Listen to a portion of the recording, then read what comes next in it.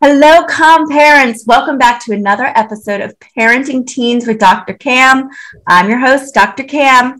If you're feeling disconnected with your teen, this episode is for you.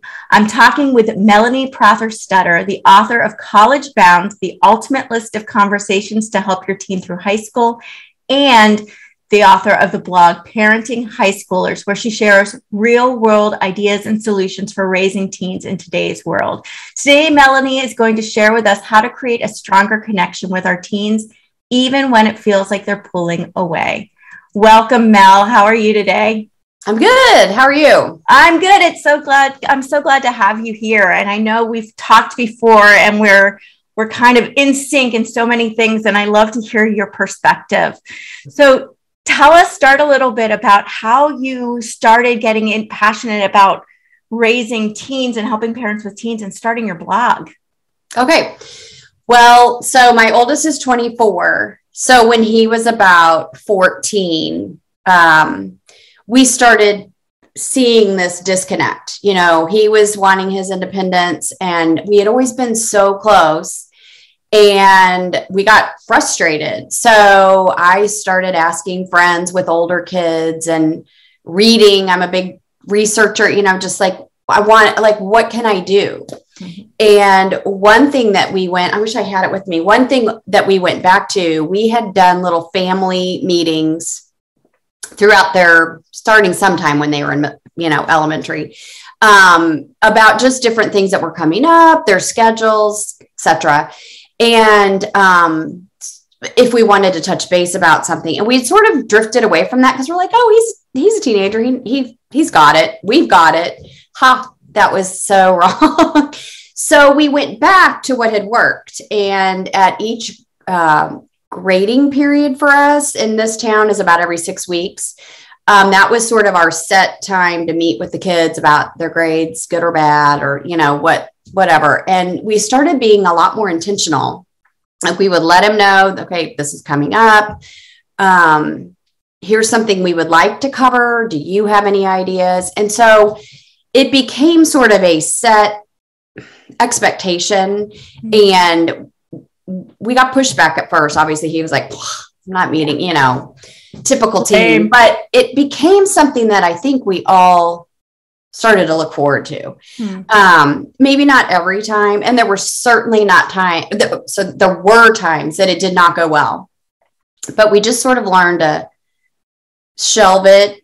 I would write it down in the notebook. We got this decision made, but we still need to talk about whatever. And then the back of the notebook, we would write down ideas. Sam could come up with ideas that he wanted to ask about, and we would put down things that as it occurred to us, oh, we should talk about this.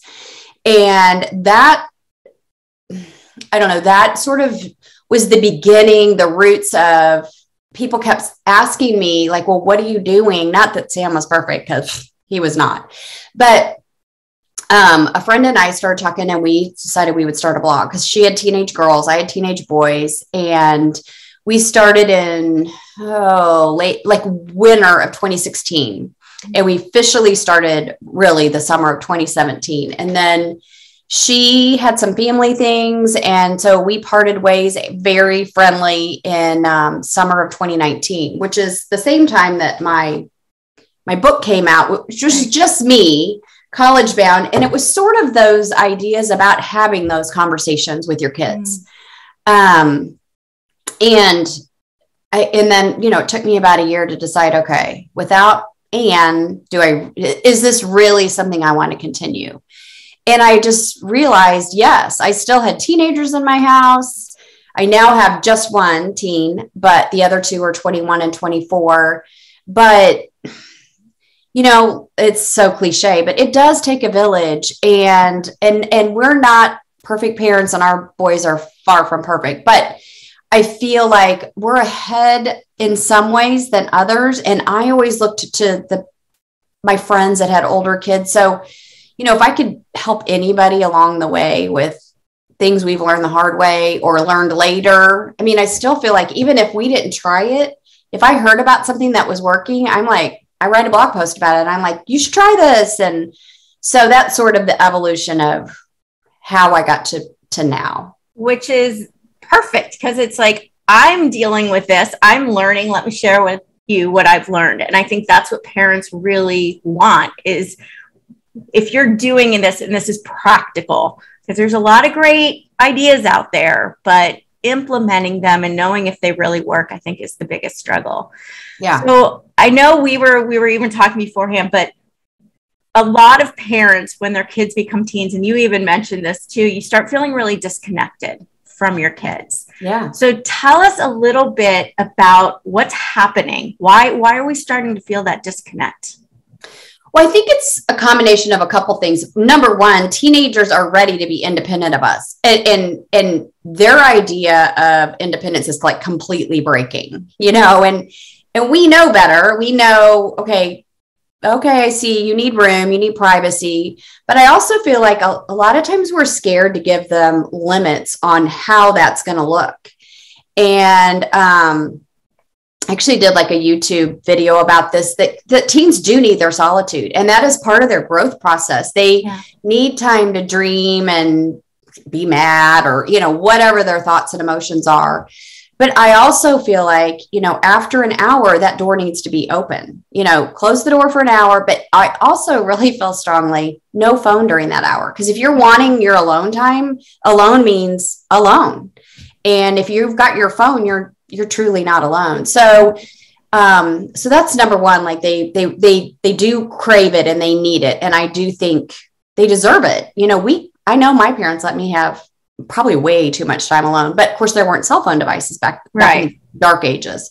But I also feel like, I think we mentioned this before we started, that, and I said it earlier, like we feel like, we've got this, they've been pretty good kids, we've had a couple things, and I almost feel like, at least for us, we sort of let down our guard. We sort of, we're like, oh, we know what we're doing. We've done this for 13, 14 years and he's pretty good.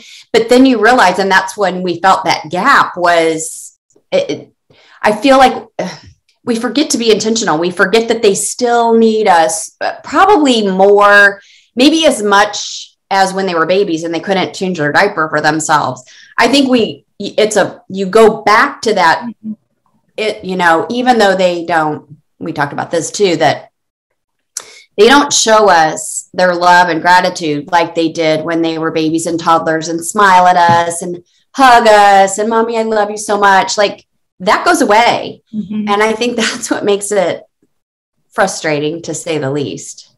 Yeah. We want something from them. We still want that reassurance and that love back from them. And when we don't get it, we get frustrated and we're like, well, fine. If you're going to not show it to me, I'm not going to show it to you. And I think that's where we falter, because they still need it from us. They do. And I think we have to remember that, like, who is the adult in this situation? Even though it is so, I am a big reactor. And so I really have to, I apologize all the time. I'll snap back, or I'll be real sarcastic back, because they can handle it, that sarcasm, and it can be fun. But sometimes I catch myself, I'm like, Melanie, you are not 14. They are, and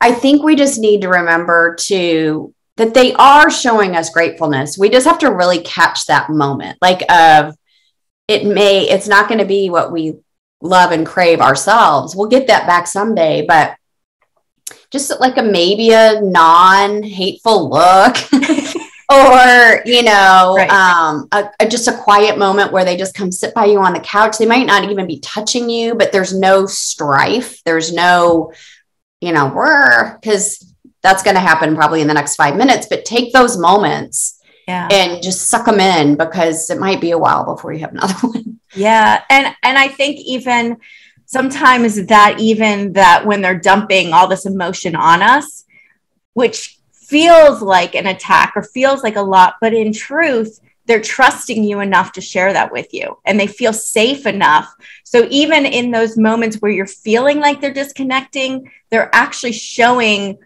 a trust and a connection with you. So it's kind of changing your perspective, which I think is very difficult for us to do. It is. And I love that you said that, because that is true. When they're dumping their bucket, my mom used to laugh. I went away to college, and that 1 week call, once a week or twice a week, because there were no cell phones. I'd call and she'd call it dumping my bucket, and I would just dump. And then she would worry and stew and then call me a couple days later and she'd go, well, how did that? And I'm like, what are you talking about? Yeah. Like for me, it was, blah, I vomited it out on her because I knew I could.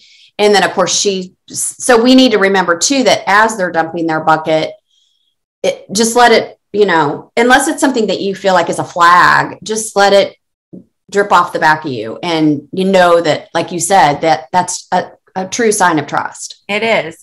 And I think it's kind of retranslating their behaviors from their perspective. And I think that's hard to do. So Mel, tell us if we're feeling, and I hear this from parents all the time, we're feeling disconnected from our kids. They're up in their room, locked behind doors. They're spending times with their friends. They want to be on their phones or on their video games, and they don't want to connect with us. And no matter what we do, they don't seem to respond. How do we create a connection with them? Well, one thing is, if you're not to that point yet, I highly recommend starting off with parameters, to not get to that point. Yes, you can play your game, but these are the hours, or your homework has to be finished, or these are the days, or however that's going to look for you. And that way the expectation is already set up. But if you're already to a point where you are so frustrated and feeling like you were talking about, one thing I've always said is, I think kids of all ages, need to be told what to expect. So you have to decide with you, if it's just you, then decide that, or if you have a spouse or a significant other or whatever, whoever's involved in this while they're at your house, you can't control your ex or whatever, but while they're at your house, what do you want that to look like? And write it down and think about it, and don't have that conversation yet. And then at maybe one of these, and even if you haven't started scheduled meetings, because that's kind of a weird thing. Like, people are like, I don't do that. Set the expectation, maybe some morning when they're eating breakfast, if you can get them to eat it, or, some afternoon when you've make a snack. Food is always great bribery, have their favorite cookies, and then just sort of say, hey, you know what? I would really like to talk to you. You're not in trouble. How does your Sunday afternoon at 3 look? For 15 minutes. And so start little, and then at that meeting, say that here's something that I have noticed, and I would like to start changing it. And gradually, you can't just say, go from 8 hours a day of gaming to like 0 or, 15 minutes or hour, whatever you're going to make it. Just say, I would like to think that we're going to reduce it by an hour this week, and then work your way to where you want it to be, and open it with room to compromise. My husband and I we would notice something that all of a sudden was like out of control, whatever, gaming, or, we're like, oh, we need to figure out how we need to work backwards. And so you're going to get pushback, but we're the parents and we know what's best. And so, I hate to use that phrase, like because I said so, but sometimes it is because I said so, and be willing to compromise. And maybe there's like one day that they can earn extra time, or figure out a system, and everybody's is going to be different.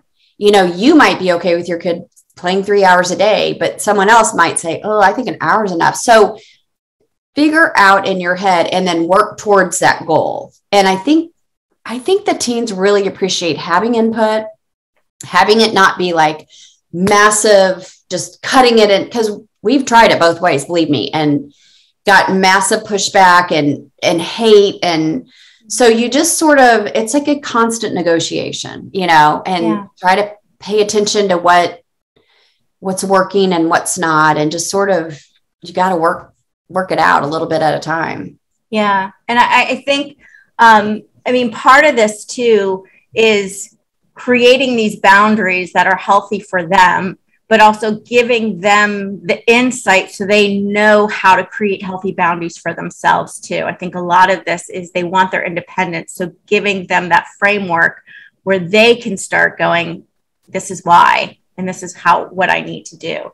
So if you're getting a lot of pushback from your kids, and I see this a lot, how do you kind of create that connection so that pushback doesn't become a conflict?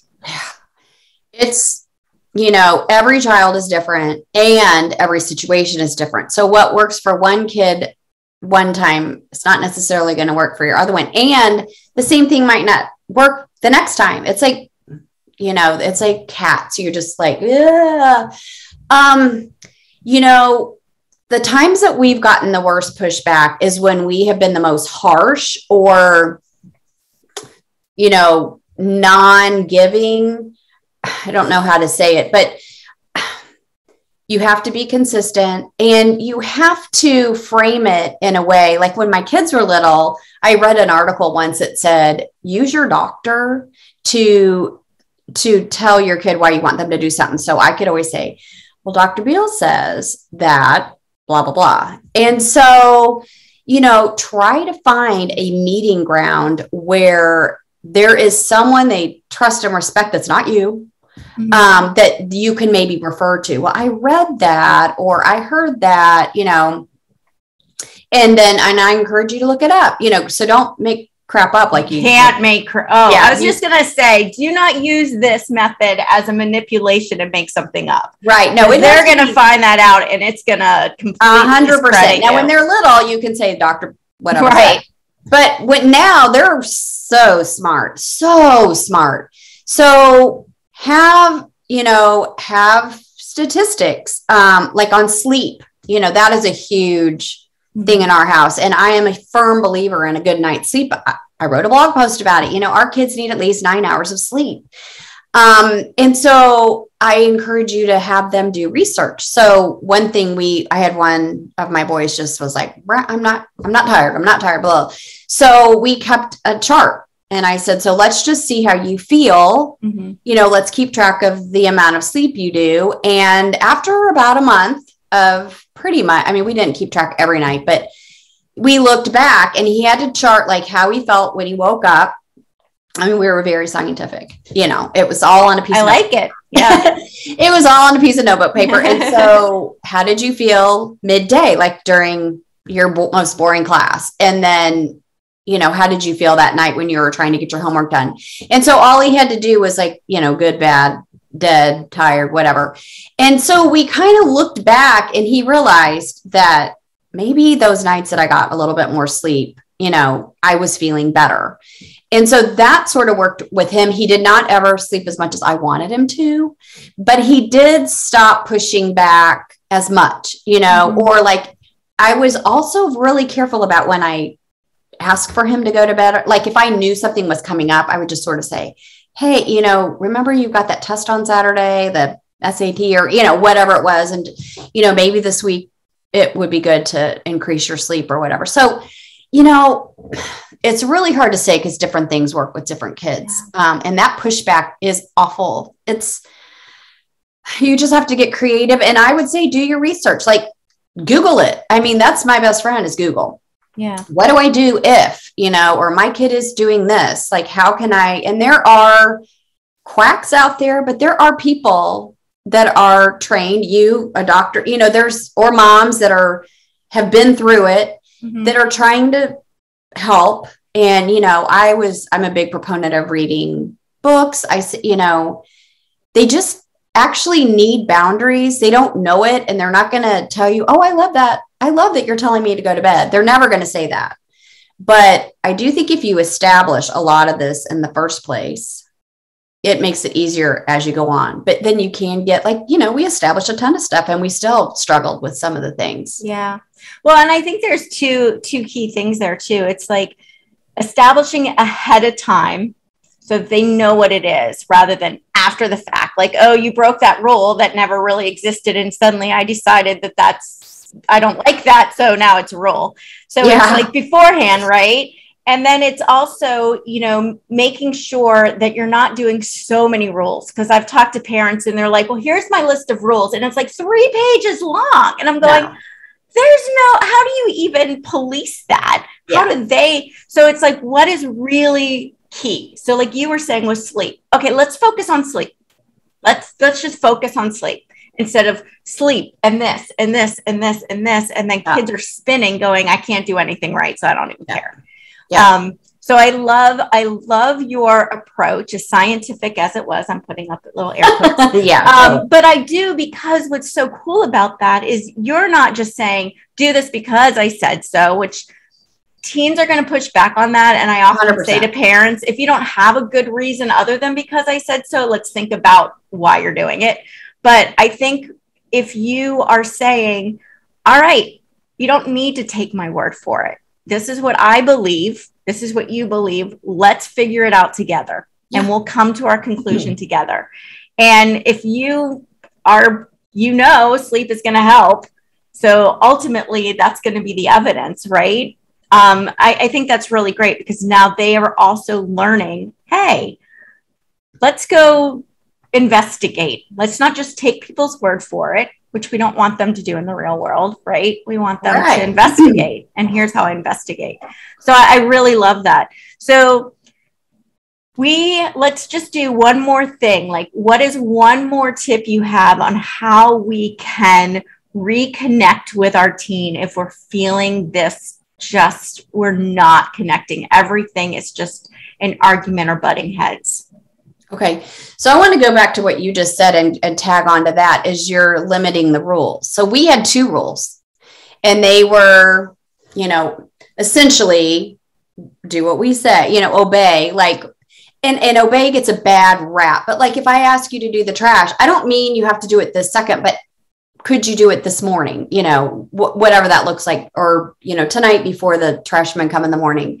So basically it's, and that's something you have to work on when they're young. I mean, you can't just start that all of a sudden. I mean, you can, but the other one was respect. And I think respect is even more important because if you're respecting yourself, then you're going to get enough sleep. And if you're respecting me, you can disagree. And believe me, they're going to disagree on almost everything. But a lot of times I'll say, could you say that again? Because I'm the queen of bad tone too. Like I'll snap. I told you earlier, I'll snap right back. So lots of apologies, lots of working together. And I agree with you. Don't have 3 pages of rules. Just distill it down to what's the most important. And I feel like that's where you're going to start to get less pushback is you just, everything can boil down to, respect really more than anything else. Because if you're respecting yourself and me or my husband or whoever, or your brothers, you're not going to come in at 2 a.m. That's disrespectful. That is to yourself. You have school tomorrow. And a lot of this stuff is so much easier to set up ahead of time. Yeah. But if you haven't, then baby steps. Where do you want to, what is bothering you the most?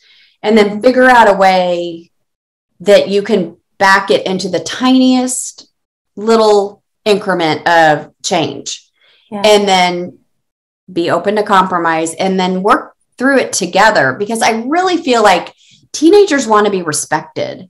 And if we are just telling them, do this, don't do this, they're going to just cut you off at the human beings in general. Like they're human beings. Human beings don't like to be controlled and demanded, and it's not human nature. Yeah. So just distill it down to those tiny pieces of what, and then start putting together a plan, but have it in your head. And if you are married or have somebody else, an adult, be a team, because they will tear you down so fast if you can play one off the other. Yeah. So, and as the adults, agree on what you're going to disagree on ahead of time, to say, I don't care so much about bedtime or their sleep, but I'm going to support you. I won't, make that, I won't, destroy what you're trying to do there. And then, just, that's got to be a compromise too. That's a tough one. And so there's like a few things. So, when you say respect, which I love, but it's everyone. It's not like you respect me. It's like, I have to respect you too, because I'm going to model what respect looks like. Yes. And if we disagree on what respect looks like, then we have to discuss that, right? Because they sometimes think I'm being respectful, and you're like, no, that doesn't feel respectful. So it's, teaching them what feels respectful. And I think also getting on the same page with your spouse, which is really difficult to do. It's pretty much impossible from what I've seen when you have different households. So it's consistency within your own home. Right. And it may be consistency within you. But I think I love what you said too, where it's at least getting on the same page, because I often see parents use the other parent as a way to connect with their kids by discrediting the parent behind their back and being like, I know your mother, whatever. Like, I disagree with your mom, but I have to go, and when we do that, we're like losing respect all around, and we're modeling that behavior of how to treat other people, and creating more confusion. It is, because now they don't know, and they're set up to play off of one another, but they're confused, because now it's like, well, who do I believe? What's the truth? And that's actually more disbelieving. Right. So I think being wary of throwing your spouse under the bus to connect with your teens can be tempting, but it's going to backfire. When I taught middle school the last couple of years, so many times those kids would come in and they were just acting out and being awful. And then when you got to the nugget of what's going on, a lot of times it was just that exact thing, it's really heart-wrenching. And so I think we do need to remember, respect above everything for each other. Even if you don't agree, you can agree to disagree. Yeah. And I think we're seeing it so much in social media and on the news. And if you don't believe, or, what I do, I hate you. Well, that's wrong. I'm going to cough. So anyway, that's what. Yeah. And I think too, it's understanding. There's so many studies that say, like, kids that argue, it's actually a positive thing to teach kids to argue. So I think it's also defining, what does respect look like? Because respect doesn't necessarily mean that they just agree with everything you say. Respect means expressing your differing opinion, but in a respectful way. So I think it's also defining that. Like, if we're expecting our kids, if we're defining respect as, okay, respect is just taking everything I say. Do you need a glass of water? I hate when I get to that point. I do. Okay, go get a glass of water. And I'm just going to go on my little thing with respect. So I think with respect, it's being able to define what respect is, but giving your teen space to also hold respect for them, so that you respect their opinions as well. Because a lot of times I think we define respect as, you just respect me for everything I say and do it, and we're going to get pushback from that. So I think it's really a matter of respecting them and modeling what that looks like, to listen to their side and take into consideration what they're feeling. And the studies have shown, when you allow your kids to argue, it's not about the argument, it's about how the argument is resolved. And when kids are able to learn how to argue and resolve, they're the ones that are able to voice their opinions and their point of view.